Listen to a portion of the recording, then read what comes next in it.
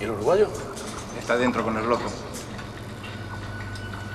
Yo agarré el coso ese, lo pongo ahí y el hijo de puta este nos cagó a... ibintu ko twayipanze byatangiye kujya neza ¿Qué cosa me estás hablando? yatugambaniye Que loco, lo puse ahí en la computadora para ver umva disike de yishyize ku mashini nyicomeka gutya ibintu byose birasiba si nos cagó, le metió como es que le dije. sasa iki kigoryi narabijyanaga mu kazi Troyano, eso me metió, ¿entendés? Empezó a bajar todo. hano hari nuza virusi yitwa trojan niyo igiyemo imashini ihita yiforomata nako disike Está vacío, ubu nta kintu dufite na kimwe como son. niba nabwira uko bimeze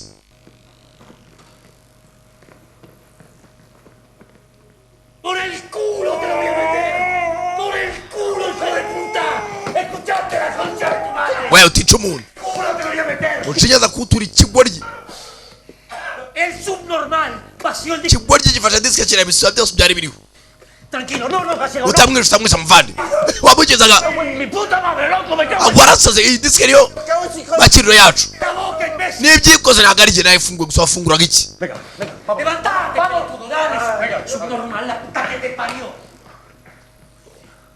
Ya tenéis la ropa. A partir de aquí... imyenda mwayibonye ya polisi Necesito... igisigaye ni ugucika Vos abrirnos la puerta, meternos en un auto. umva kingura umuryango Voy a dar lo que querés, ¿escuchaste? mudushakire imodoka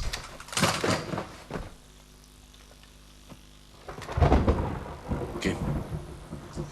No me mires así, no tenemos nada que darle. Hay que dividirse en dos grupos. Uruguay, mumbaye mujye mu bice bibiri llevaos a ese. Vamos.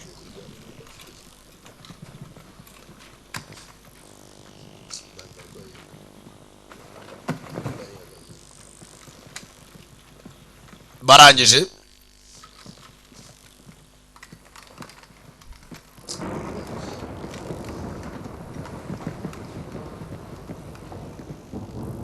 icyo gihe bava hano bagende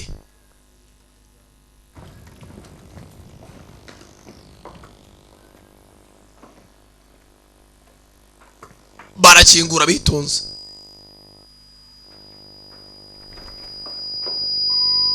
mukuye ndani bemye nta bwoba imana ajya hakuno umukobwa aravuga ati nanjye nkeneye ubutunzi nyamugiye kuya muramba utu Sígase, tranquilo. ahantu za polisi mutuze we Hay que esperar autorización para cruzar la calle. Es un segundo. ¿Y la señora? uwo mudamu muramujyana he Nos la hemos encontrado. Está en el quinto piso la señora. twamusanze umva kuri etaje ya gatanu Eso estaba limpio. Hace horas.